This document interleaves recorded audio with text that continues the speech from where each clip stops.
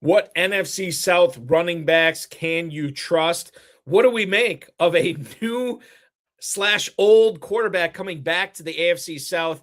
And how do you handle what to do with Cincinnati pass catchers in the dawn of the championship round of the FFPC Main Event and the FFPC Big Gorilla? Plus, Joel Durrance, the 16th place finisher in the FFPC Main Event regular season, joins us tonight to talk about said championship round, including but not limited to players like Dalton Schultz, Kyle Pitts, Justin Herbert, Chuba Hubbard, and so much more. We've got a great show for you. My name is Eric Balkman. Ferrell Elliott is here. Stick around. Your high-stakes fantasy football hour starts now. Can't stand the pressure. I've seen greater men than me, the lesser.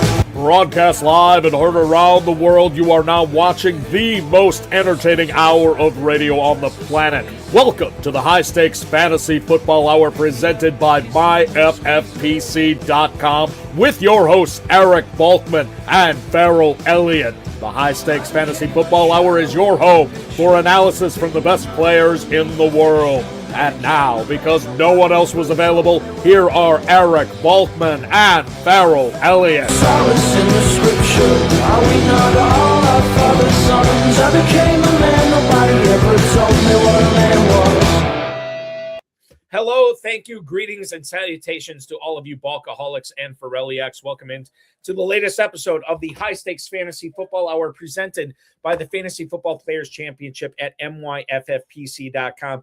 My name is Eric Balkman. I am your slightly above average host tonight, and you can connect with me on the X at Eric Balkman. You know me from the RotoViz High Stakes Lowdown and the Better Sports Network's High Stakes Fantasy Football, FFPC Insider Access show on the Better Sports Network as well. My co-host is the definitive commissioner of fantasy football, Mr. Ferrell Elliott. Coming up on tonight's show, we're going to delve into a variety of topics, including but not limited to the Panthers backfield, the Chargers backfield, Stephon Diggs' recent downturn in usage, plus much more, and Joel Durrance, the 16th place finisher in the FFPC Main Event regular season, joins us to talk about the big Kyle Pitts performance from last night, his thoughts on the Chargers passing game with Justin Herbert clearly limited, and so much more. Now, to kick things off tonight, I want to remind each and every one of you that despite maybe some of you being eliminated from the FFPC Main Event and the Big Gorilla, we still have the weekly challenge going on for you to win big money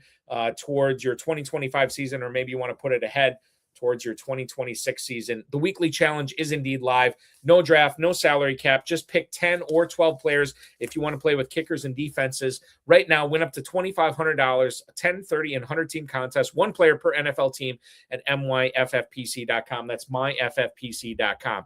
If that format sounds familiar, it should, because it is the exact same format that we utilize for the world-famous FFPC Playoff Challenge, which is also live right now at myffpc.com.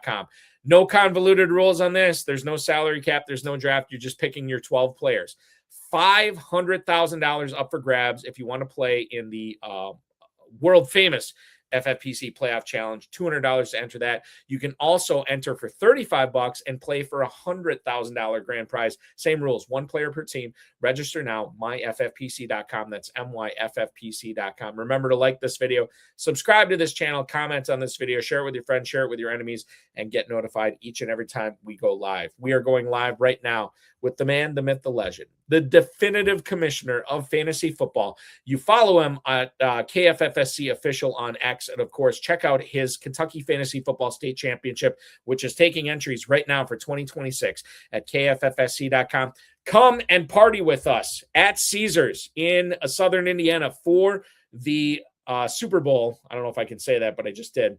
For the Pro Football Championship. I'll be there drafting a bunch of teams for 2026 in the KFFSC. You can too at KFFSC.com. To tell us more about it, it's the surprising, I shouldn't say surprisingly, it's the suddenly dapped up looking dressed to the nines tonight, Mr. Ferrell Elliott. Ferrell, would you come from a board meeting? No, sir. No, sir. I am coming from a celebration of my good friend, Louisville Cardinal cornerback Justin Agu, who graduates at University of Louisville this year. And I spent some time with his family, and big celebration going on at the Yum Center. And then they will they will exit that and head to our favorite restaurant, Berenice, Balky. And perhaps I will get the pleasure of joining them even later tonight and have one of those fantastic Jameson sours, with the egg white, and shake it up, pour it up. And, we're going to make sure that you get back there soon, too. And, Balky, we're going to feed you real well. And the name of our event on Super Sunday is Sweet 16 Super Sunday. And that's what you're going to be playing in. And when you get down here, we're going to take real good care of you and feed you a little bit, because I'm telling you, buddy, you look a little lank. You look thin. You look impressive. Buddy. I'm gonna tell you this right now. Senior Oinker, say hi to regular Oinker. Yeah. I'm gonna tell you this right now. I trimmed up my beard on Wednesday, so it's not as thick out this way. That's why I'm looking thin, and only that is the reason I'm looking thin. You look good, Balky. You look good, and I think anyone in the chat room would agree. We need to tell you that you're looking so good, dapper. Kicking things off, speaking of the chat room, we got Nikki Banks, 4487, hanging out on YouTube watching tonight. And this is an interesting question that we're not going to mess around, because this is championship round weekend. It is. For the main event for the Big Gorilla. Obviously, KFFSC main event championship round going on right now as well. Nikki Banks has a question here. This is tight end premium. She wants to make sure that we're well aware on who should she start this week. Should it be Tyrone Tracy in a very juicy matchup against the Washington Commanders this week, still fending off, touches and carries and catches and targets from Devin Singletary? Tyrone Tracy at home against the Commanders, or should she roll with one Jake Ferguson, who is at home against the Minnesota Vikings? Ferrell, I'll tee you up on this here first. Who should she start in tight end premium format, Ferguson or Tracy? Oh, Miss Nikki Banks, you're going to start Jake Ferguson. Balky said that that Tyrone Tracy and the Giants have an easy matchup. I had to check and see if they were playing Lehigh. No, you are going to play Ferguson. You're going to run him out there, and you're going to enjoy getting into the end zone maybe twice this weekend. I'm going to tell you this right now.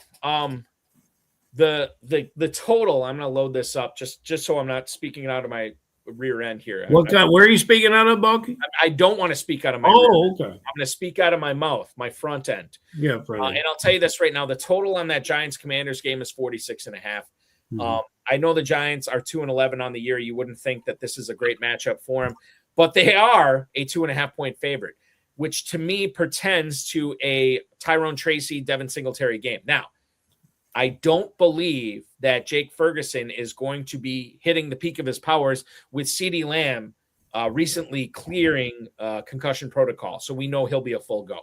That said, I'm still going to go with my buddy Ferrell on this one. CeeDee Lamb is going to stretch that defense. He's going to open up the passing lanes in the middle, and he's going to keep the Cowboys in the red zone. And the Cowboys may get 44 themselves. 48.5 on that game. 5.5-point favorites are the Cowboys. I think that Ferguson probably has the small – I'll put it this way. I think ceiling-wise, Tracy is probably the play, but I do think hitting that ceiling that's over Ferguson this week definitely has the higher floor. I think it's minimal. So I think what you do is you roll with Ferguson. It's too early to be throwing Hail Marys in the championship round. Roll with Ferguson, see where you're at after week 15, and then we can have this conversation in week 16. We can have this conversation in week 17. It's never too early to field questions from Nikki Banks. That's true. That's 100% true. Let's field some questions from everybody else here tonight, Ferrell. And I'm going to lead things off with one Alvin Kamara here. And this isn't necessarily an Alvin Kamara question. This is more of a Devin Neal thing. So I'm going to get into this right now. Alvin Kamara has officially, as of about 7 hours ago, Ferrell, been ruled out for the game against the Panthers this week. He will not play. This is 3 weeks in a row where he has not had any practice. He has not had any game action for Kamara, who maybe has played his last snap for the Saints. I don't know. That's a conversation for the offseason. He's dealing with an MCL sprain that he suffered in week 12. When you think about the Saints ground game.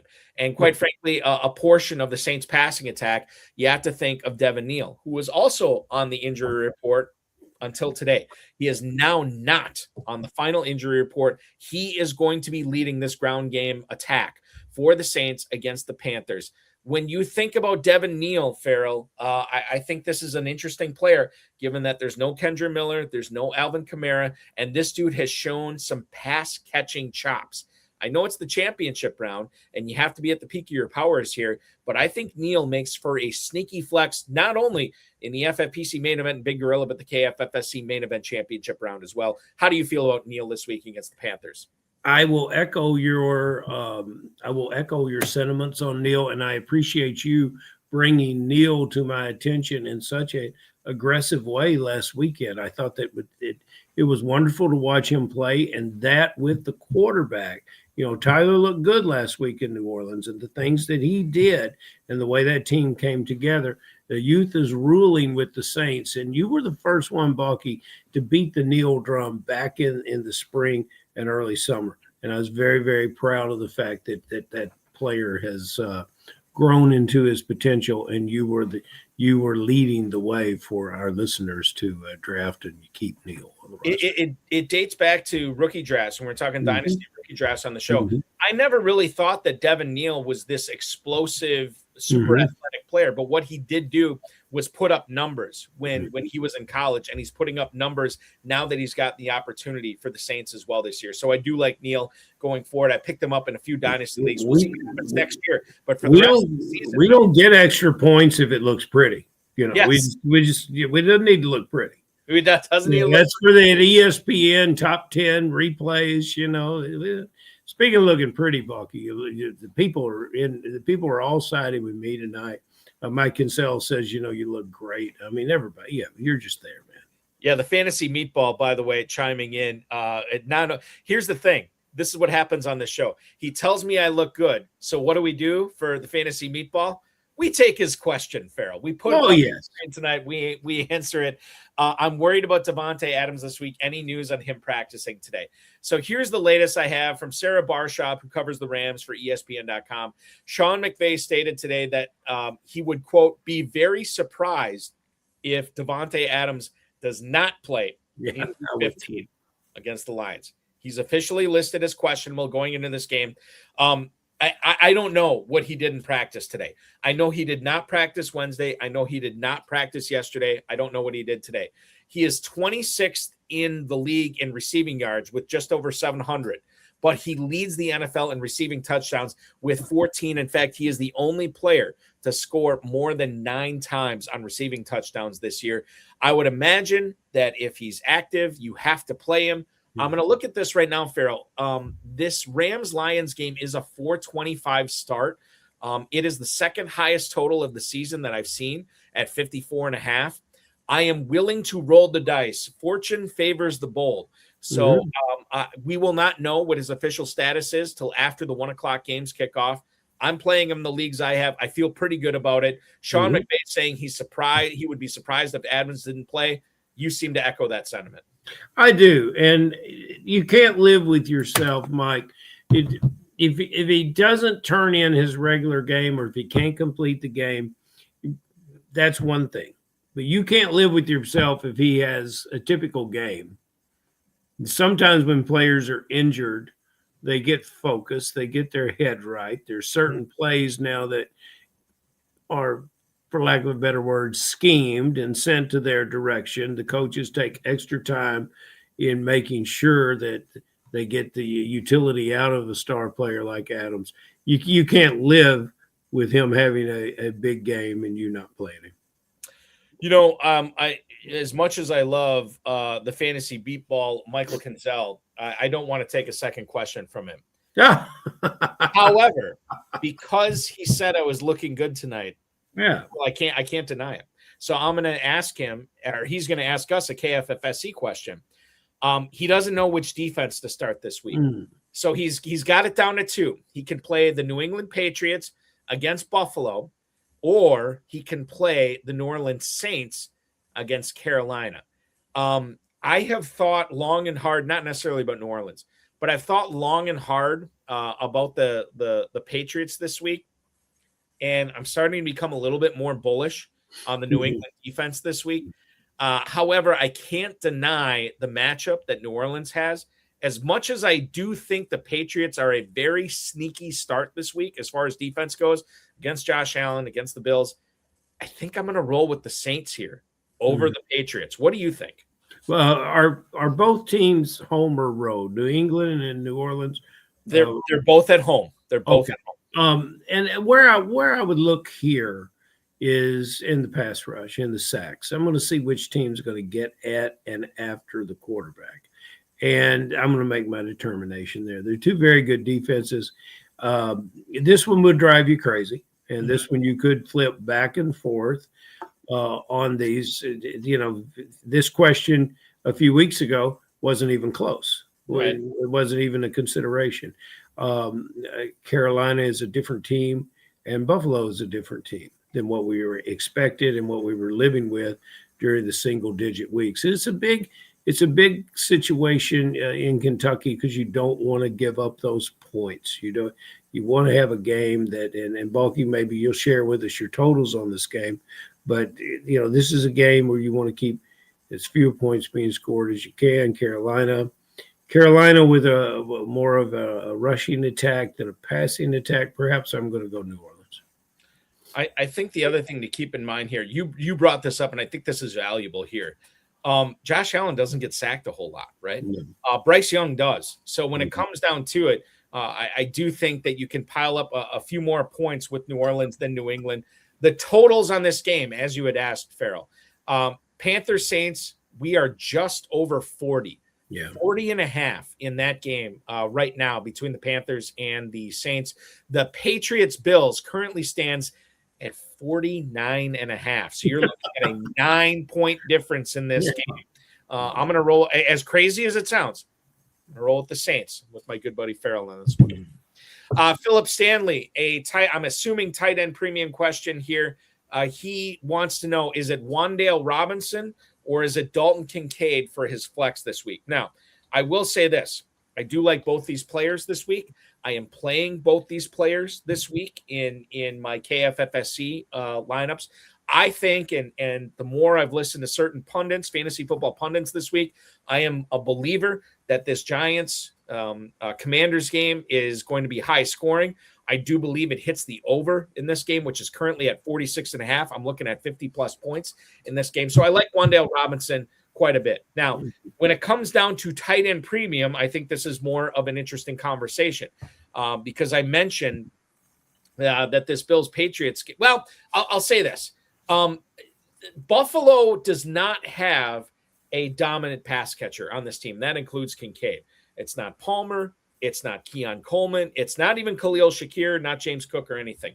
So it's hard to believe. Yes.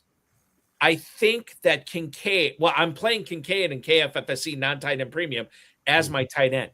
But when it comes to flex, Ferrell, I just think it's too juicy with Wan'Dale Robinson and that Giants offense facing on a battered Commanders defense. As weird as it sounds and as shocking maybe as it sounds, I'm going to bench Kincaid in tight end premium formats. I'm going to play Wan'Dale Robinson here. And yes, you are. And if you want to win bets against fantasy players, get an over and under on catches for Wan'Dale Robinson so far this year. And when you tell them he's caught 73 balls, they'll swear you're lying. They will swear. There's no way he's caught 73 balls. He's having a career year. Probably more touchdowns than Kincaid. I'd have to look up those numbers, but probably more scores than Kincaid. This is your best flex you could possibly have. So right now I'm looking at one of the books that has Wan'Dale Robinson at 5.5 catches for this game this week, and I like the over on that. On the season right now, Ferrell, I'm looking this up right now. He is at, God, why do they always make this so confusing to read? So he has had, Good God. You got to do that homework before you get on the stage. I know. This is terrible. This is I like Greg Bell, who is my mentor at my local radio station, is screaming in my ear. You should have done this beforehand, Balky. You should have done this. Are we looking up Wandale? Because I know Wandale pretty well. Wandale Robinson, 3 receiving touchdowns. Yeah. Okay. So they're the same, because I imagine that's about what Kincaid is. Wandale Robinson, by the way, by far and away this season has career high in receiving yardage with 828. He's got 3 games to go, so he should hit 1,000 fairly easily on the season. And Balky, where did he go to college? Remind the listeners. He went to the University of Kentucky. He is a Wildcat. Yes, absolutely, 100%. Dalton Kincaid on the season, as far as touchdowns go, he has gotten 5 this year, so he's a couple ahead of Wandale Robinson, probably in limited time, but that's not really where Wandale Robinson's bread is buttered. He is the PPR scam who has turned into a downfield threat that he was at UK. Now he is once again that in the pros as well. So there you go. Let's go to, oh God, Ferrell, I'd be remiss if I didn't talk to you about Phillip Rivers this week. Oh, Shane Steichen, as of, this is a few hours ago, said that there's no quarterback decision just yet when he was asked who was going to start this week against the Seahawks. Stephen Holder from ESPN has been all over this, right?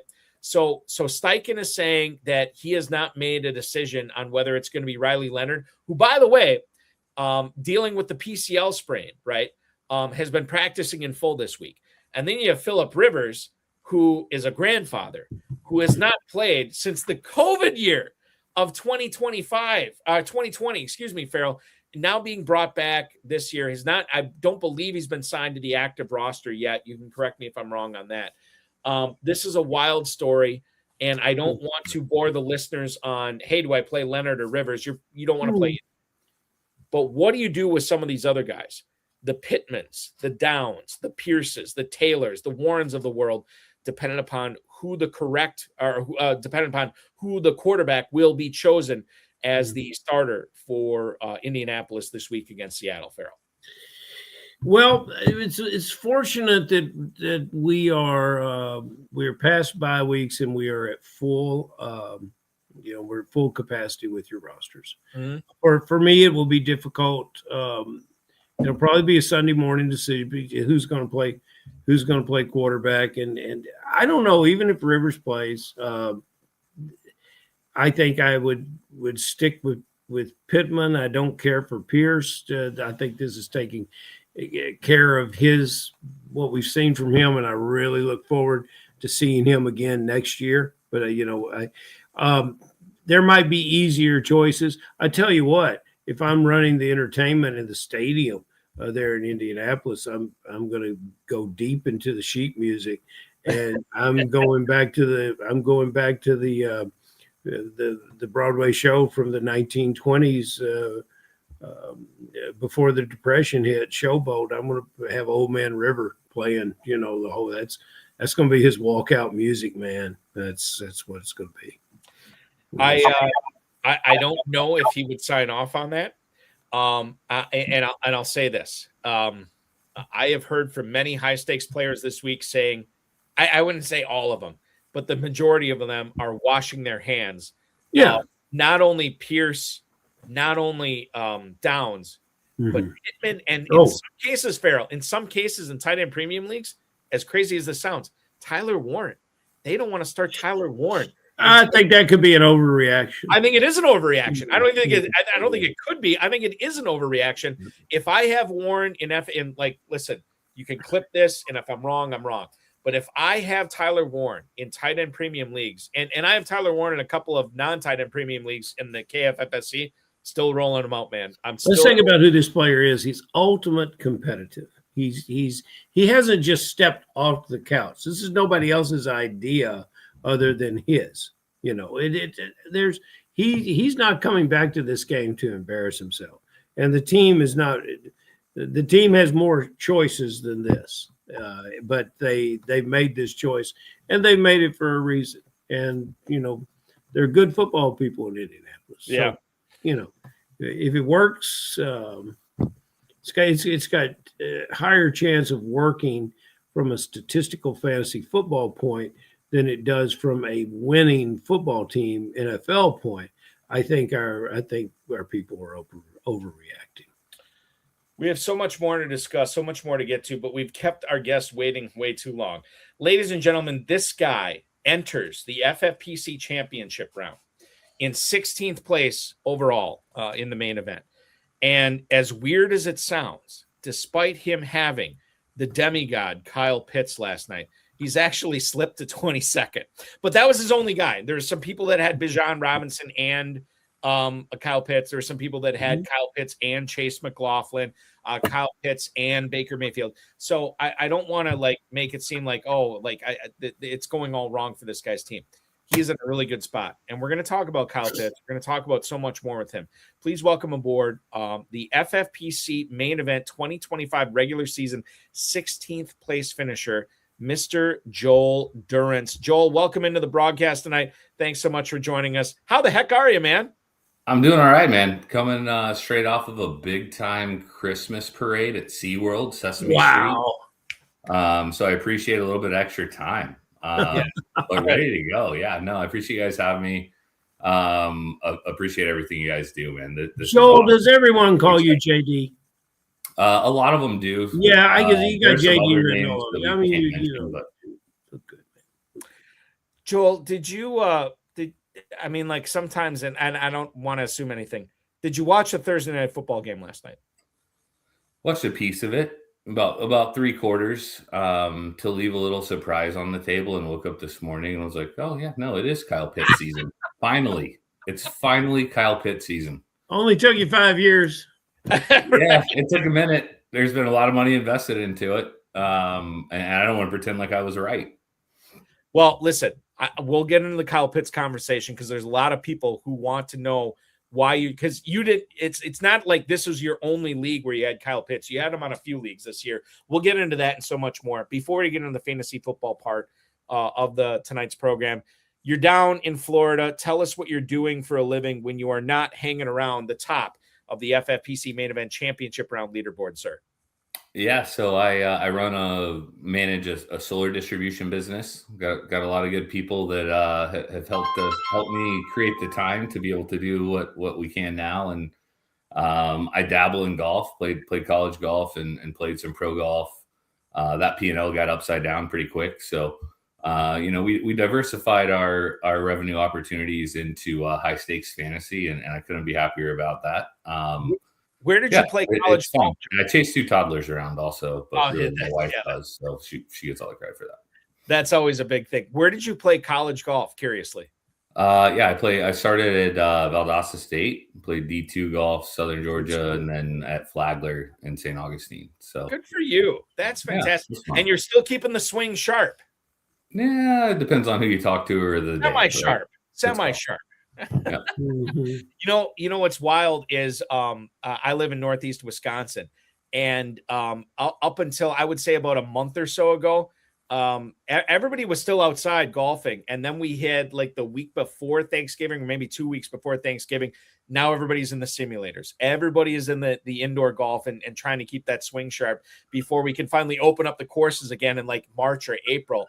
It boggles my mind because my uncle lives in Northern California, and he tells me how he golfs year round there. And I'm like, God, what's that like? Where you can just golf year round.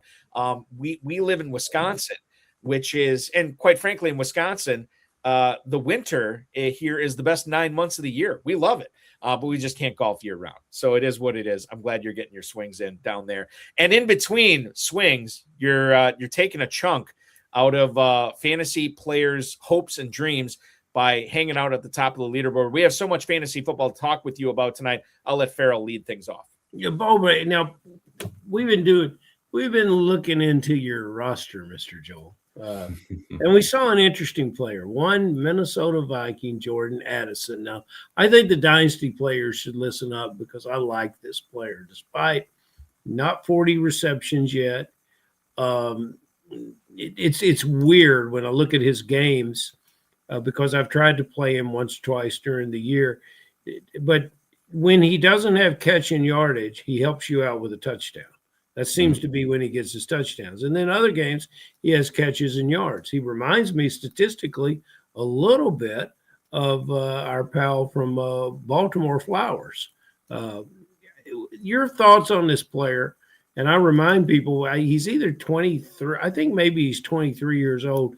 Is now that you're at a full roster? Does Addison stay in your active roster? And if so, what are your expectations of him? Yeah, And great question, right? Who might you be playing ahead of him? One of the things I love about him, and it's all situational, right? So in the FFPC championship round, it's how do you differentiate? How do you capitalize on upside?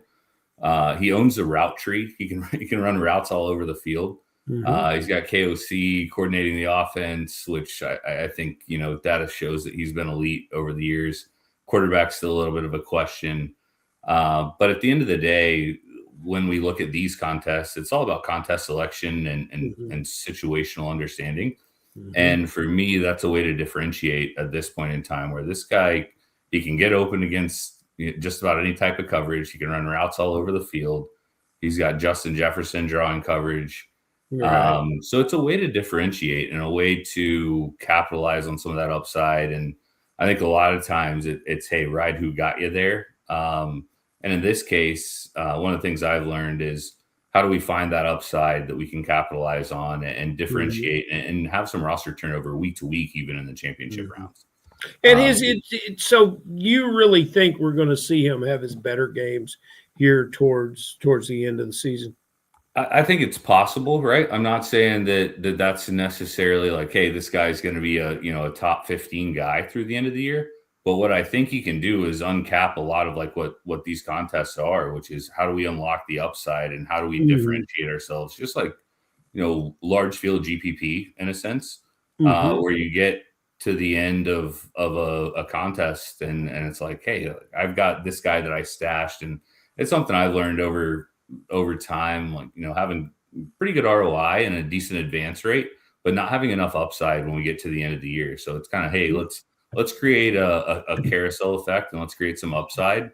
And they're going to go to Dallas this week, and Dallas's passing attack has been pretty elite all year. They're gonna move the ball. Yeah. I'm willing to bet on that upside versus in my lineup of Deebo Samuel, who, we kind of know what that floor ceiling combo looks like. I'd rather take the high ceiling of Jordan Addison in a situation like this.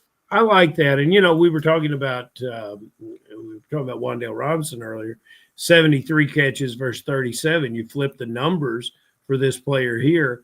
And we roll back to August, and which one of these guys would you think have the higher number? And but I think Addison can get that, and maybe you get a 2-touchdown game against Dallas. How sweet would that be?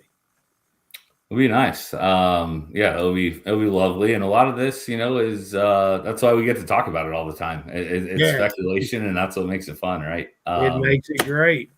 It makes it great. Flip side of the coin in Minnesota here, Joel. Justin Jefferson. I know that there are. If you were able to get a Justin Jefferson team into the championship round, number one, kudos to you. Number two, and I heard the guys on the Fantasy Empire podcast talking about this, former guests of the show, Matt Modica, Dan Williamson, you have Nelson Sousa on that show, Chris Vaccaro, of course, as well. And they were talking about how excited they were about getting these Jefferson teams through. And I think, like, on the surface, I'm like kind of depressed about it, right? But then I think about it, like, you got to beat out hundreds of other teams.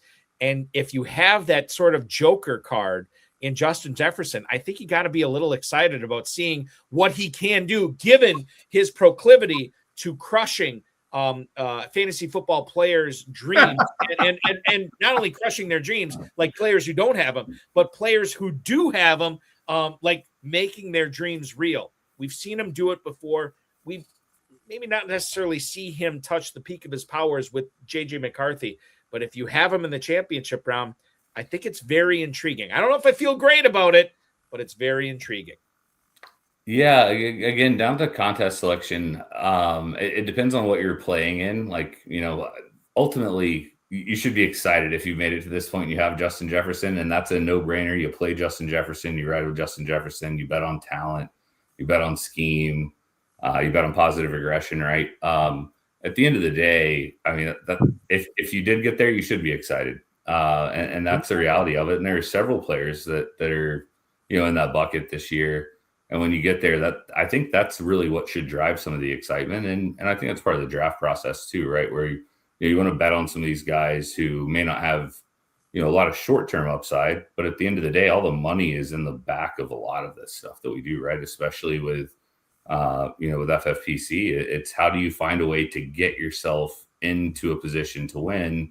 And then how do you supplement that with short-term, viability so that you can get there.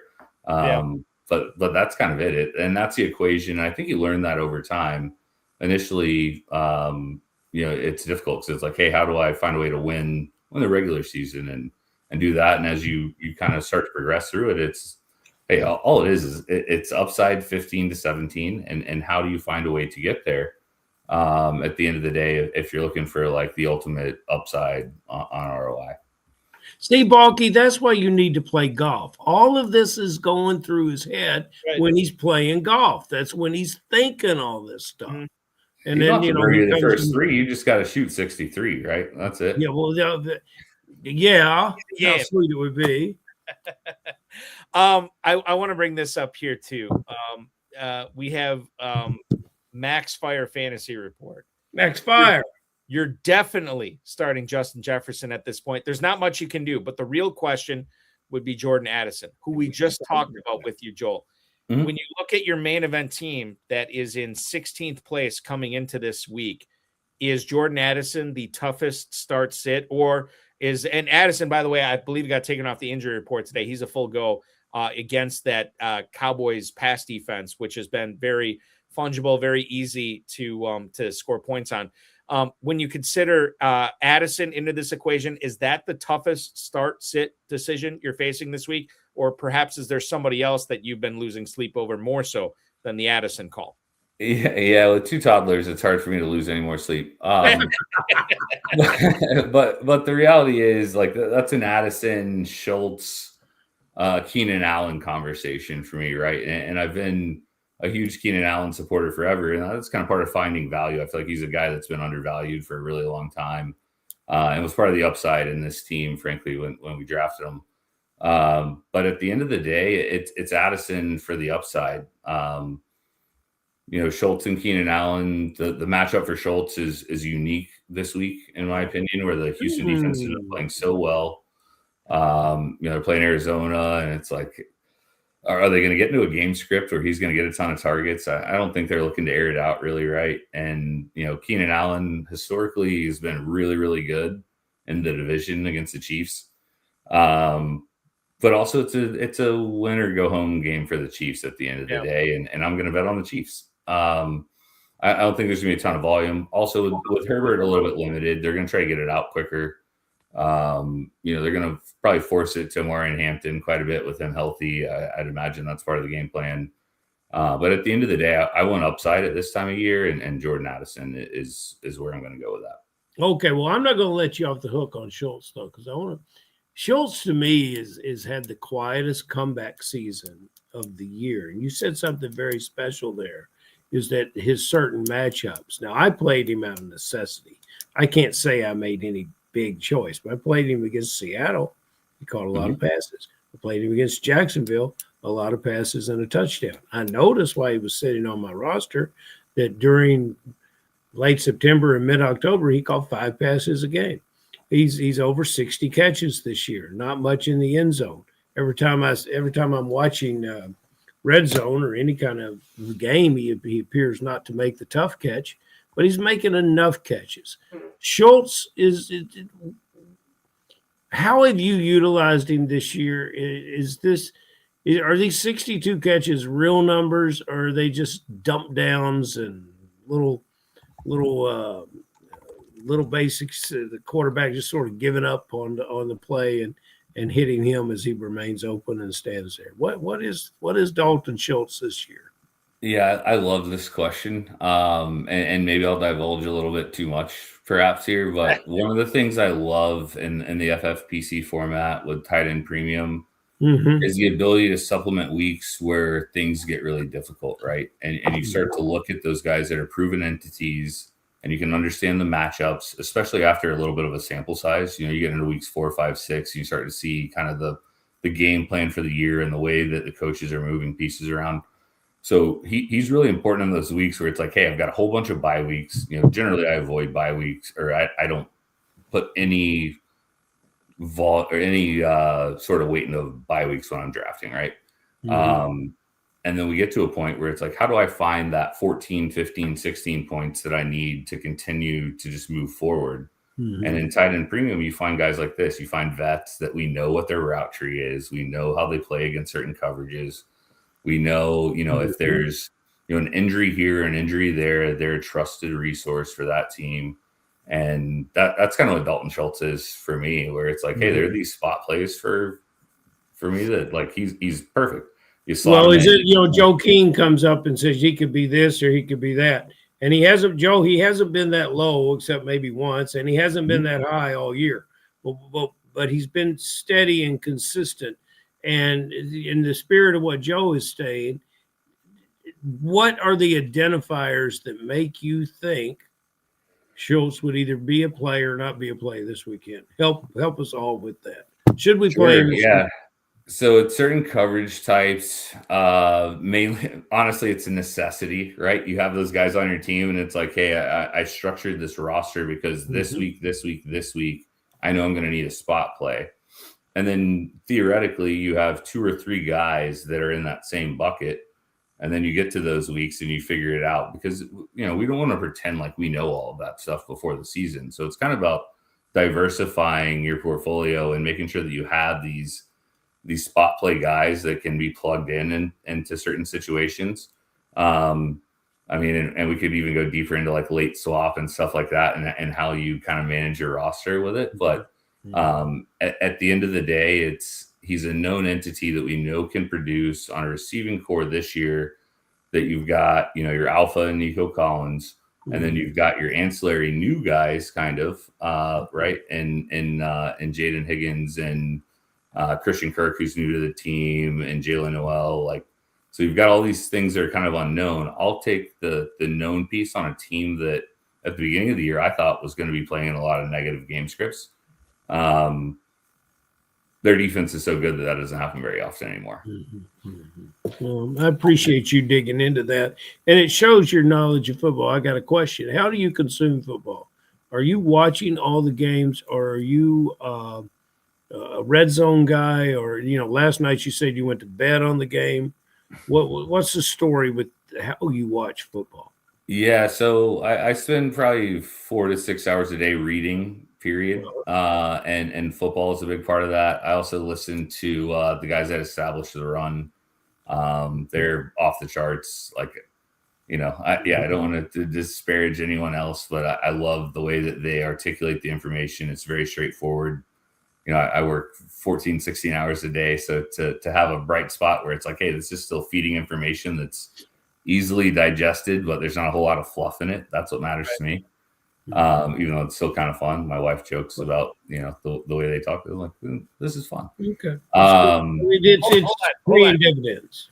Before we move on from established run, I know Adam Levitan. I don't know if I consider Evan Silva a friend, but we're definitely acquaintances.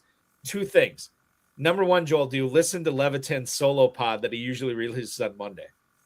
Of course. And I think my wife was horrified that this may turn into that, Eric. It's great, man. Listen to him divulge some of the, especially when he gets into sex stuff. It's just, I love it. It's great. And then, and I would say if there's anything, listen, I want to get this out there. What they do, and I'm a big fan of a lot of content creators in the industry, but I think Established Run is great at what they do. And I think that's what I want to make capital letters here. But if I was to say something else, I really enjoy when Levitan and Silva do their podcast. When Levitan states a stat or states a fact, and Silva immediately answers, repeating the same thing because he wasn't listening. And I know the YouTube commenters are always over Silva. Yeah.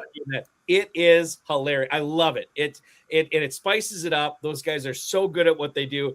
And then throwing that in there, it's like, it kind of lets you know, like, yeah, these guys are human too. They can make mistakes. They're really good at fantasy football, but they make mistakes. I love it. I think that their podcasts are right up there with anybody's. Yeah, super objective, right? And like, there's not a lot of fluff, but there's still some humor because there's, some differentiation in the way that they talk and think. And I think it was very well thought out by them. They've got a great team. I thoroughly enjoy listening to them. Jack Miller, by the way, from Establish the Run, has been on my FFPC Insider Access podcast numerous times. Same thing with Ryan Reynolds, who does a lot of the award stuff with ETR as well.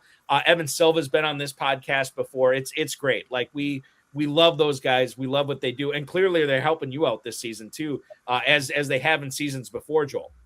Yeah, it's the only reason why I can do what I do and still be able to do all of the other stuff. Running a business and chasing toddlers around again. Like, I probably only deserve like maybe 10%. I'm gonna call you and figure out how you manage a 30-hour day. Really. Right. I need I'm those trying to extra figure it out. hours myself. But It's not great. I mean, I have a good time, that's but what that's that's a lot of good part. people around me. That's how you Like, do it right there. You just I have told a lot of everybody how to do it. friends too that talk enough shit that I assume I can say that on here, right? Probably Talk can't, enough. but it's okay. You did. Talk enough that Yes. I have to work hard to make sure that I continue to beat them. Shout out O-Town Clowns, but yeah. Go ahead. Yeah. We've had a home league for 14 years, 15 years now. They've won. Everybody else has won about 66%. So they're doing all right. I'm going to preface this next question for Joel Ferrell by one of the Kentucky Dynasty leagues I'm in. This Kentucky Dynasty league I'm in, I won the whole thing last year. And by whole thing, I mean, yes, I won a 12-team league. This year, I looked at the live scoring after the game last night. Not only did I have Bijan Robinson, not only did I have Kyle Pitts, but I already had a healthy lead on the other 5 teams I was chasing in the playoffs, right? So I'm thinking like, I'm going to repeat as champ. Mm-hmm. And then I looked at a little bit closer. It's the non-playoff teams I was chasing. I did not make the playoffs in that league. I think defending champ. Part of the reason was because I had Cam Scadaboo and Malik Neighbors hit IR early. I also had Brian Thomas not doing what he was doing last year. I did miss the playoffs by 1 game. I'm not complaining about that. It looks like I have like 170 or 180 point lead in the consolation locked up. So whatever it is. No trophy for you, Buck. Yeah, no trophy in that league. Now, Joel, here's what I want to ask you. You talked about how you kind of dipped in a little bit in that Thursday night game. This Kyle Pitts thing, man, absolutely crazy town banana pants. He goes 50 plus points. And we were talking about this in the FFPC Slack last night with a bunch of us looking at this. And our co-founder, Alex Kaganowski, said it's going to be tough to make up those 50 points if you don't have Kyle Pitts. Well, you don't have to do that because you had Kyle Pitts and you had him starting. Now, you dipped a little bit in the standings, but that was the only guy you had going. So when you consider Kyle Pitts in this FFPC championship round and the players still have him, this is a huge advantage. Mm-hmm. I want to know why not only did you have him on this league, but you had him on several leagues. Why were you in on Kyle Pitts this season, my friend? Yes, several things. One, opportunity cost for Kyle Pitts this year when we're talking about upside again, right? Like, ADP floating around like 9, 10, 11, even in tight end premium leagues. I'm in Central Florida, right? I grew up spending a lot of Saturdays in Gainesville watching Florida football, and I know what kind of athlete he is. And the knee injury, I'll say I'm no scout, right? But slowed him down a touch. But at the end of the day, he's a wide receiver in a tight end body, and I think in Arthur Smith's scheme, he didn't really fit it right previously. So it's like, hey, here's some upside in the second year in a different scheme. I didn't expect him to be quite as good as everybody else did. So I'm thinking they're going to throw the ball a fair amount. But he's got a ton of upside, and Drake London's really the only dominant pass catcher on the team. Mm-hmm. And Darnell Mooney has shown glimpses here and there. but he came into the season injured. He's been unable to stay healthy, really. I'm still a believer in Darnell Mooney. Let's not get too far away from that. Listening to the guys on the team is what drives that, right? Like that's a psychological thing where you hear some of the guys on the team talk about Darnell Mooney and say, hey, that's the guy that's going to break out. I think those are important things to consider rather than just data and scheme and talking head stuff, right? Listening to the people on the team, I think, is really important to me. And it's what drives a lot of what I do in business. But at the end of the day, it was that plus a little bit of Central Florida bias, and Kyle Pitts it's Kyle Pitts season, That's it. Yeah. It was doubling down, tripling down. Some of it was silly where it's like, at this cost, I'm back in on Kyle Pitts, right? I think we would be remiss not to credit some of Pitt's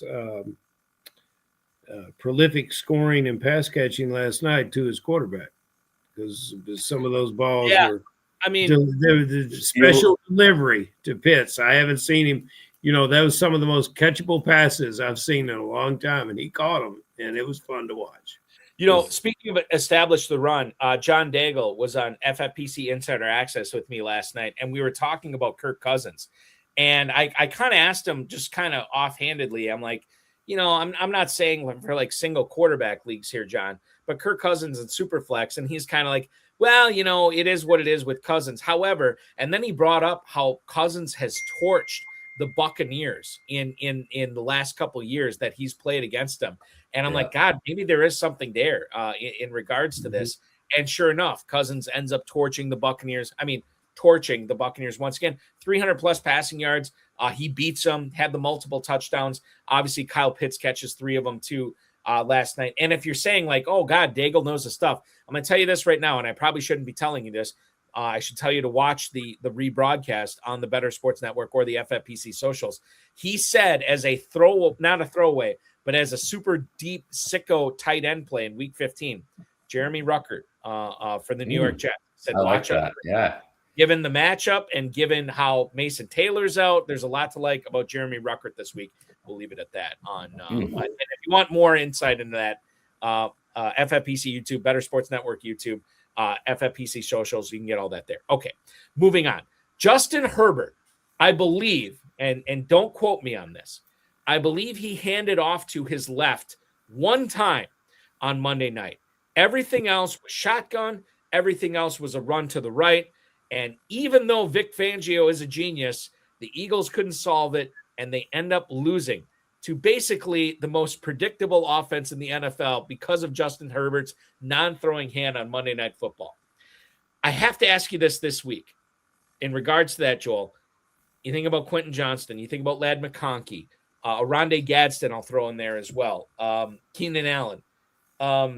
What do you do with these Chargers pass catchers, knowing, number one, that basically what the Chargers did last week showed how limited Herbert was and how limited they are in the types of plays that they can run and the different number of plays that they can run.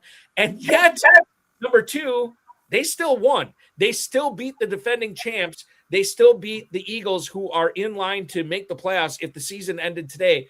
This is quite the conundrum when you think about it for fantasy purposes. And I mentioned the pass catchers here.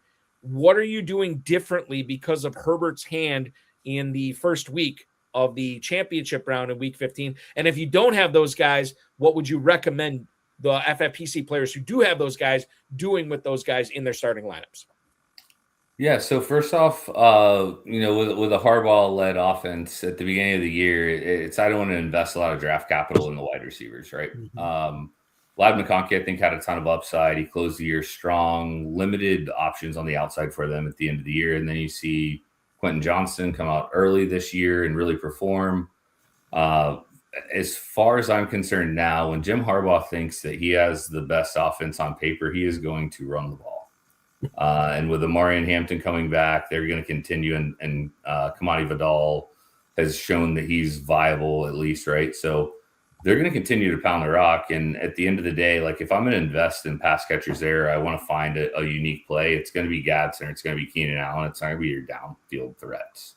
It's not going to be Quentin Johnston. It's and also you look at their schedule the last 3 weeks. I think it's like Chiefs, Dallas, Houston, maybe. not super desirable, other than the fact that they are going to have to throw it a little bit. But none of those, Dallas in week 16, I think, we can throw on them, obviously, but I would be very leery of Chargers pass catchers aside from Gadsden or Keenan Allen and in certain spots. But we don't know, and I'm the biggest Keenan Allen fan in the world, and that's a derivative of finding value over the years. It hasn't been super flashy. But one of the funny things is like, now this is kind of his time to shine, and how much does he have left in the tank? He came out high. He's one of the best route runners as far as I'm concerned in the history of football, and there should be opportunity for him. If I'm betting on a Chargers pass catcher, it's Keenan Allen. Okay, I can love that. Hey, who you betting on in the Panthers backfield? The future NFC South champions, Carolina Panthers. And if 14th round Rico Dowdle, we said it all through August on this show. Take Rico Dowdle. I got him in Las Vegas 14th round. How sweet it was when I got to use him. And I kind of expected that. I expected him to win the job over Chuba Hubbard. Now, what are you going to do this weekend? You got 2 running backs there, just like out in the Chargers. You had no running backs. Now you got 2 running backs. What are you going to do with these 2 players? You're going to play one of them? You're going to bench them both? What's on your mind? Situation is murky. I certainly favor Dowdle over Hubbard all day, every day. I've been a Dowdle fan since ETR hashtag preseason. Like Dowdle was a preseason stud for a long time, and we've seen him last year take the job in Dallas. This year, be able to come in and really be an asset for Carolina. Do I think he's an every down back that can carry it 20 to 25 times a game? Probably not. But they're in contention here. They can get into the playoffs, and I think it's important to them to kind of push this. And I don't have an issue with Chuba Hubbard by any sense, but I do think Dowdle's the better back. And at this point, knowing that he's limited in maybe his volume, the coaching staff has kind of kept him on ice a touch to be able to shove volume his way on the closing stretch. So I would go with Rico Dowdle. I'm not saying that you should bench Chuba Hubbard in every league, but I'm taking Dowdle. It depends on what your options are, right? It's still very situational. And I have that situation right in one league where it's Dowdle versus like Woody Marks. That one's pretty simple for me. I think it's Woody Marks all day. Yeah. But there are some that get really like maybe Dowdle versus like Gainwell could get weird or something like that, right? I do think there are some spots where there could be a decision to be made. But at the end of the day, I trust Dowdle, and I think the staff trusts Dowdle when it comes down to it. Good point. So the other thing here too is I want to bring this up. This is from I believe Michael Kinsell, right? That I'm looking at here. Yeah. The Meatball, yeah, Fantasy Meatball. Nothing more aggravating than Kenneth Walker and Zach Charbonnet split. Who's the 1A? And we'll just formulate this question for you, Joel, in the form of just week 15 and only week 15 here. Obviously, both these guys are at home against the Colts this week. If you can only pick one, I reluctantly pick Kenneth Walker, but as JJ Zacharyson would say, you have to consider the range of outcomes. There's probably, 35, 40 outcomes out of 100 where Charbonnet is the right play. Is that the way you see it as well? Would you be playing between these two? If you could only pick one this week, is it Kenneth Walker? Yeah, it's Kenneth Walker, and it's completely dependent on the Daniel Jones injury last week. Right, like if I feel like that offense is going to run smoothly and they're not trotting out 44-year-old Phillip Rivers, who I love, by the way, and rode for years and years, and I think he's a great dude. It's going to be difficult to get him. He knows the offense, but to me that's would be a really, really difficult one if Daniel Jones was still there. But assuming, I think the Seahawks are a really good football team on both sides of the ball, and assuming they're playing in a positive game script, Kenneth Walker is the play. We could argue about talent and who the right guy is long term, but in a vacuum, week 16, it's Kenneth Walker for me. I think I saw this either on ESPN or NFL Network earlier today, that the only 2 teams in the NFL with a top 5 offense and defensive rating, both come from the same division. It's the Rams and the Seahawks. So Isn't it crazy? yeah, it's nuts. It's nuts on how that works out. Final question here for you before I want to make sure. Yeah, final question before Ferrell asks you the final question. Deebo Samuel is in your lineup in your 16th place FFPC main event team, Joel. I know for your team, it probably makes some sense to have him there. In a vacuum, do you think that he should be started more than he sat in FFPC main event and Big Gorilla championship round teams in week 15? Taking personal bias away from this, I would hope that you don't have to start Deebo Samuel. Okay. I would. It's not ideal. So sometimes you convince yourself it's contrarian, right? But it's one of those spots where you look at your options, and that's also I think it's a 4 o'clock start, right? Is that a later game? Yeah. The Commanders do play, I believe, at 4:20. I'm going to verify this. Ferrell, can you verify this right now? I believe that to be correct. Okay, there you go. I think but it's not verified. That's kind of a late swap scenario for me where I take it back. Okay, hold on. Sorry to interrupt. The Commanders and Giants do indeed kick off at 1 p.m. That's 1 o'clock game, Balky. That's what I said. As Ferrell said, yes. So I hope that you don't have to make that decision, but I also do trust the fact that Mariota is going to get rid of it early. He's going to dump it off. He's going to try to get it to Deebo. I would worry about McLaurin, honestly, a little bit more, even though he had a decent week last week. We know that we're playing a soft secondary there, but that game could go a million different directions. Yeah. So my suggestion would be, if you need variance and you need upside, he is a play that has some of that, even though it hasn't shown through the year. Historically, we know he has upside. We won't get into the pre-training camp. How fit is he? I'm not going to say Fat Deebo. Whoops. Yeah, no, I will say Fat Deebo. Yeah, Fat Deebo was a huge conversation on this show. We talked about it a ton. We talked about an absolute ton. And it honestly, it changed the way people drafted. Be it Jaden Daniels, or be it Zach Ertz, be it Terry McLaurin. Like the Fat Deebo changed the way we drafted. Rightly or wrongly, he was definitely involved in that.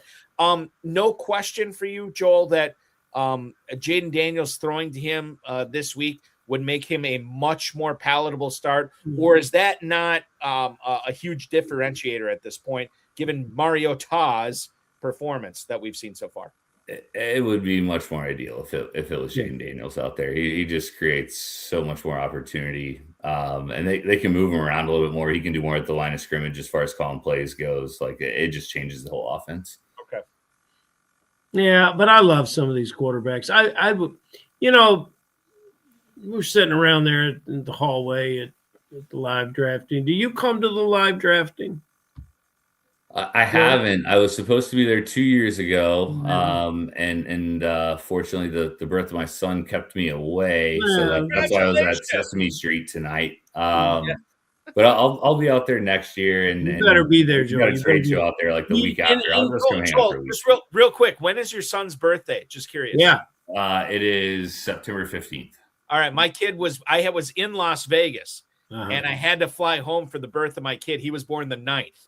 Which was Crazy Town Banana Pants for week 1 of the NFL season way back in 2013. I remember that, David. You guys keep birthing these Virgos. I mean, it's great.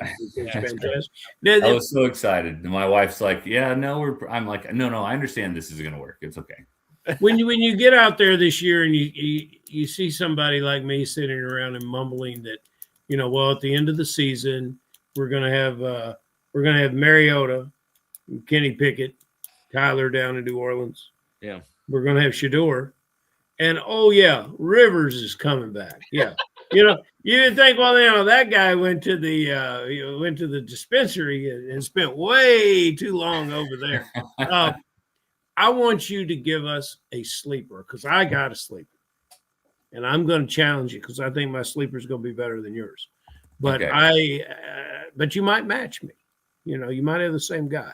So I want you to give, everybody is, there's waiver wires in the ancillaries that are still open.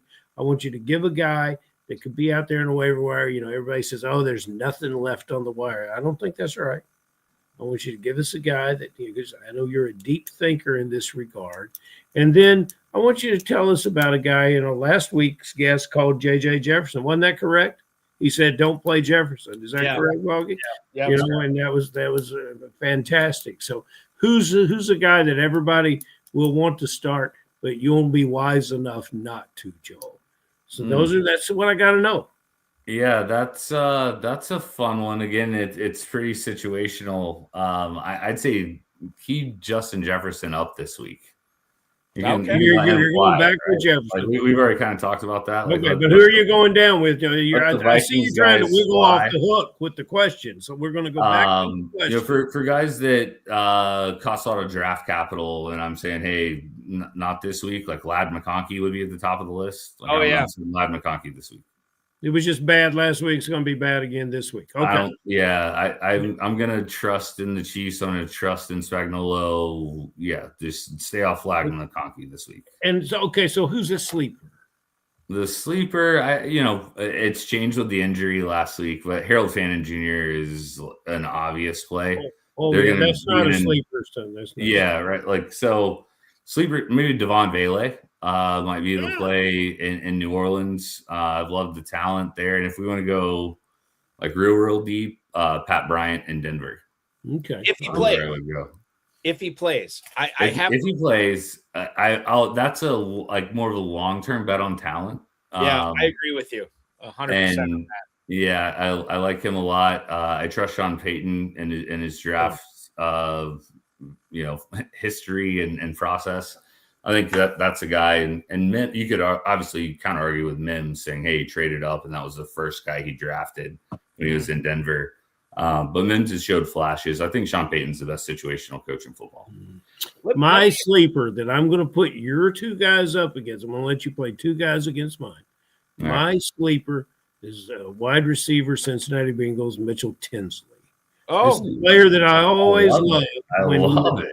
He was at Western Kentucky University. That's how I became aware of him. And I said, there's no way in the NIL world that he's going to stay at Western Kentucky University. He went to Penn State. He came into the league. He essentially was undrafted. And it just goes to show you the kind of talent that can be available that's not drafted. He spends a year wasting away on the practice squad at Washington, but I think it made him a better player. And he left immediately for Cincinnati. Now, here's a guy that, so you spent the year on the practice squad at Washington, and there was a lot of conversation coming out of Cincinnati in the spring, and he makes the decision to sign a futures deal with the Cincinnati Bengals. You talk about a guy betting on yourself with that receiver core. So I kind of like this guy's moxie, and now it's my understanding that Higgins is not to play this weekend. Nope. I think Tinsley and I love the way this player catches the ball. And in that Atlanta game last night, you saw a player, Sills for Atlanta, had much difficulty catching the ball, and this guy makes it look easy. So that's who I'm throwing out there against your two sleepers. I love that. And I think also that's a bet on talent identification by Joe Burrow. Mm-hmm. And I trust Joe Burrow to identify talent and get the ball to the right spot. I think he is elite as far as scheme and getting the ball to the right person. But I tell you what, we got some guys in the chat room that are coming up with some very good names too. I'm going to get to those names in a second. I want to you mentioned David Sills, Ferrell, talking about last night's game. This is why I may be a racist. Okay, I'm going to bring this up right now. I'm outing myself as a racist. Every time David Sills caught a pass last night for the Falcons, and I saw his jersey number. What was his jersey number? 85, 86, something like that? 87? I thought it was 67. Was it 87? It was 87. Perfect. Yeah, it was 87. And every time I saw him catch a pass, I'm like, white wide receiver for Atlanta, that's Brian Finneran right there. Every time he caught it, I'm like, that is Brian Finneran. I had to look it up. Brian Finneran did not wear 87 for the Falcons, but that's who I thought of every single time that Sills caught that pass. Now, moving on here. I don't think that qualifies you as a racist, JD. Okay, well, maybe I'm not a racist. I think of like white wide receivers for Atlanta. You're good. We're going to give you a pass on that. Yeah, it's like saying Scotty Miller catches all the balls for the Bucs. It's okay. All right. Yeah. Well, I'm glad I'm absolved. Thank you, guys. I appreciate that. All right. So we talk about other sleepers this week for week 15. Paul Teixeira, former guest of the show. I believe he's a former guest of the show. If he hasn't been on this show, I've tried to get him on this show before. Jack Besh. 12.5-point dogs are the Raiders to the Eagles. What do you guys think about Jack Besh as a sneaky sleeper this week in a game that Kenny Pickett is starting for the Raiders, and he's probably going to have to be throwing a lot? JD, you go first. On the racist side. But there could be a connection there. At the end of the day, I think they're going to be in a negative game script. They're going to throw it a bunch. But for me, at this point, with money on the line, all bets are off as far as the Raiders go, other than Brock Bowers is going to get targeted. But, I even the guys that have made it to this point with Bowers and weathered the first portion of the season, I think it's really, really tough. Yeah, Jack is a player that I think dynasty people should look to get on their roster. He's a player that I thought would have caught 50 passes this year. I think maybe he's flirting with double digits now. But, if anything, a player like Jack gets a lot of repetition with the second and third string quarterback, whatever pick it is. So they could have a natural connection. So I like that. I will bring up this here. I just had it, and let me scroll up for it, see if I can find it here. Jimmy Williams, our good buddy Jimmy Ferrell, chiming in. Joel, do you think highly of Chase Brown? Brown, and I'll just preface this too. Samaje Perine is healthy; he's getting back involved again. I think if you have Brown in the sprint, you got to play him. But you don't have to necessarily think the world of him at this point for the remainder of the season. How do you feel about him, Joel? Yeah, I love Chase Brown through the end of the year. Bringing Joe Burrow back changes the entire dynamic of the offense. In my opinion, he's a top 2 or 3 quarterback in the league. I think he's as good as it gets. He gets them into the right play at the line of scrimmage, which I think is a lost art these days. And can really move things around, understands coverage. And you could see it in that first game back against Baltimore, right? The guy really understands football. Zach Taylor kind of gives him the keys to the kingdom. And for that reason, I mean, talent-wise, Chase Brown has already proven kind of what he is, right? Like he can get it done. And they can stretch it on the outside. They've got good, they've invested a ton of money on the offensive side, which is a different conversation as far as how to invest money these days. But I love the offense, and Chase Brown's gonna have plenty of room to work in a full throttle Joe Burrow offense. What about this, Joel? Rob Phillips choosing between DeAndre Swift, Tyler Warren, and Brenton Strange for tight end premium, obviously Big Gorilla flex spot. What's the right call for the sprint? And this is obviously week 15 that we're talking about here too. This is not like I got to make one of these guys my call the rest of the way. So in week 15, you have DeAndre Swift, who is at home against the Cleveland Browns. You have Tyler Warren, who is catching passes, possibly from Phillip Rivers at Seattle. And who's the other one in this? I flipped it off my screen. Strange. Brenton Strange. Yeah. Brenton Strange, who this week is going to be catching passes from Trevor Lawrence, beg your pardon, at home against the New York Jets. Where do you fall in on this? Who's the right call? Tight end premium format, Strange, Swift, or Warren? Joel, what do you think? So tight end premium against that Browns defense, I'm going to kick Swift out of there right away. Like I don't want to obviously kind of figure into that as well. Might cannibalize a little bit those guys each other. So I'm with you on that. Yeah, and I think Kyle has come in and shown that he deserves touches. I think that's kind of the writing's on the wall there. Ben Johnson's had time with Swift, and if he was the guy, they wouldn't have spent the draft capital, even though it was still a late round pick. Tyler Warren is due for positive regression at the end of the day. He's an elite talent, especially if it's 44-year-old Phillip Rivers. We know what he did with Antonio Gates. Yep. Not to compare Tyler Warren and Antonio Gates yet. Maybe soon. Maybe soon, right? I think Shane Steichen runs a good offense. With Brenton Strange, I said at the beginning of the year I thought he would kind of be Trevor Lawrence's blanket. And it's kind of happened since he's come back from IR. but we're, I'm going to say we, which is a laundry bro thing to take and establish the run term. Yes, exactly. I'm a Jags fan, and hopefully my brother-in-law is listening because he thinks I hate Trevor Lawrence. But at the end of the day, I would go Tyler Warren out of all of this, and I would imagine that would be an unpopular opinion, but that's where I put my money.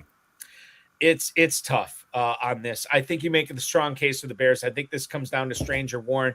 The fantasy meatball chiming in. Strange versus the Jets is his pick. Swift with the tough matchup against Cleveland. Warren with the shaky quarterback situation.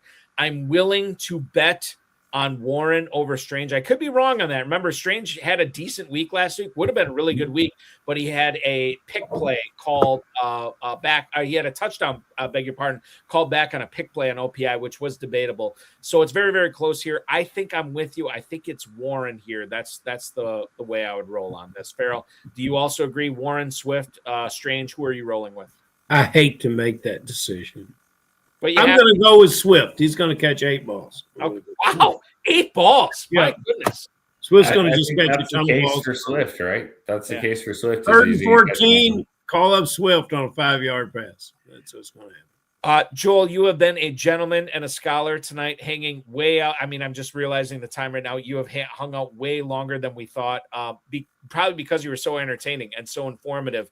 I am rooting for you to make a deep run, perhaps winning the $1 million in the FFPC main event. What a great season it's been for you so far. I hope it continues. And if it does, we will definitely have you back on these airwaves to tell us all about how you're spending that $1 million as well. And Joel, we'll have you in Kentucky anytime. Come to Kentucky. Absolutely. Yeah.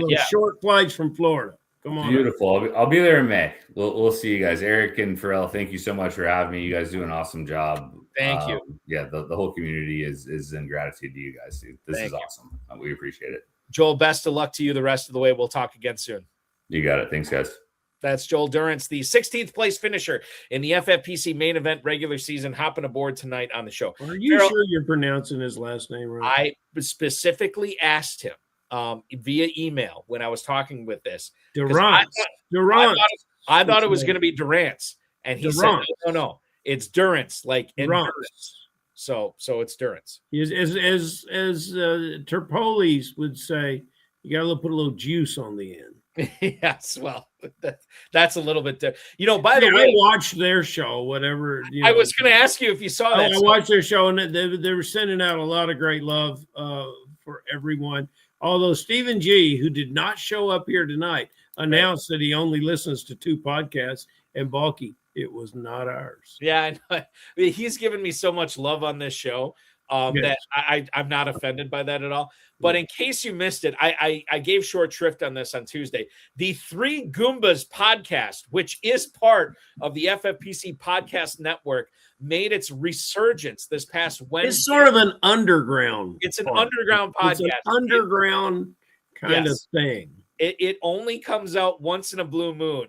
And it came out this past Wednesday. We had our own Aiden LaCorey and Jake Venuti, and then, of course, FFPC player Dave Tripoli all on this. Steve G joined it. Was David Hubbard on that show? I thought he was going to make it appearance. He was in spirit. He was mentioned so often that he was in spirit. All and, Terp, I don't know where Terp is broadcasting from. It's like he's in a witness protection program. I mean, we've got to get him some art on the wall. He has beautiful children, some pictures of his children, something, my God forbid. So if you, in case you missed it, it's on the FFPC YouTube or FFPC Facebook, FFPC X. You can watch it back. The 3 Goombas podcast. It was sort of a regular season recap and a championship round preview. Good stuff from those guys. Okay. Ferrell, I will encourage everybody to go to KFFSC.com. That is KFFSC.com to register for all the Super Sunday events, everything coming up with the KFFSC. I am drafting not 7, not 8, but 9 drafts that weekend. I'm super excited to do it. Very excited to be watching the Super Bowl with all these high-stakes players. It's going to be great. Even the FFPC doesn't have an event like this. KFFSC is your home for high-stakes fantasy football on Super Bowl Sunday, which is going to be great. Can't wait to see you there. Can't wait to hang out. Can't wait to watch that game. And most importantly, Can't wait to kick off my 2026 drafting season with the KFFSC there. It's going to be a lot of fun. Balky, it's a 96-team tournament, and we've got 8 spots left. It's not even Christmas, and we got 8 spots left. So please, everyone that's listening, come on. I'd love to see Jimmy Williams there. I'd love to see. I would love to see Christian and Hicks there. You know, you don't have to play all weekend, just one team. Right, exactly. Hang out, draft the team. We'll talk about it. Whoever shows up, I will learn a lot from you in how to draft my teams in 2026. So I'm very excited for it. Ferrell, this has been a pleasure. Enjoy week 1 of the championship round sprint. Good luck to all your teams as well. And we'll catch you back here next Friday night. See you then, brother. You got it. That's Ferrell Elliott, ladies and gentlemen, the definitive commissioner of fantasy football. That will wrap up our show tonight. I want to thank Joel Durrance, Ferrell Elliott, the FFPC, Rob, Bryce, and of course, each and every one of you for listening, watching, streaming, downloading, however you're consuming this content. Very appreciative of you for doing that. We will be back, as I said, 10 p.m. next week, Friday night, with another great guest. In case you missed the RotoViz High Stakes Lowdown this past Tuesday, I had Alan Martirosyan and Chris Andrus on. They are 52nd place overall in the FFPC main event. They gave their thoughts on lineup decision-making and how to make sure you are maximizing your team's potential and trying to win $1 million grand prize in the main event and the Big Gorilla. That was this past Tuesday. You can watch it back on the socials or listen anywhere you get podcasts.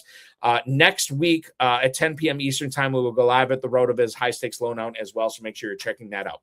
In case you missed this past Thursday night, last night, Insider Access show on the FFPC Better Sports Network show, I had on Establish the Runs John Daigle. That was a lot of fun. We get that guy on once a year, and he never fails to disappoint. It was so much fun watching the Buccaneers Falcons game with him, and he gave a lot of insights into how you can make sure you are getting the best out of your lineups in your rosters for the championship round and going forward. He is a season-long bro. You can watch that back on any of the FFPC and BSN socials.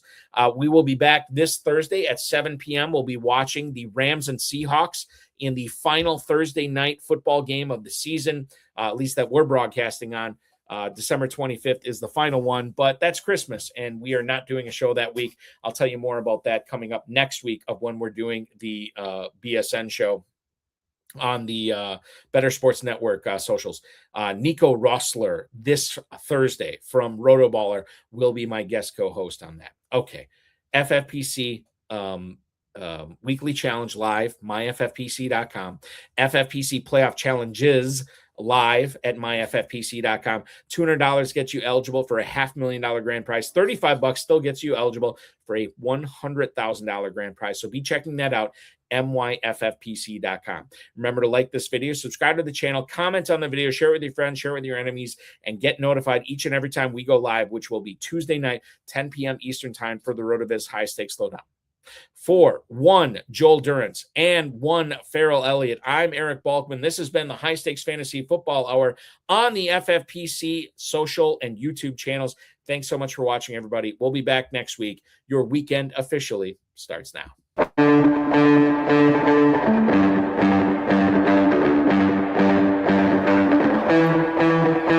This has been another episode of the High Stakes Fantasy Football Hour presented by myffpc.com. It was broadcast live and was watched around the world. Balky and Ferrell will be back next week with more analysis, more interviews, and more advice from guests much smarter than they are. Thanks for watching, and we'll talk with you again next week.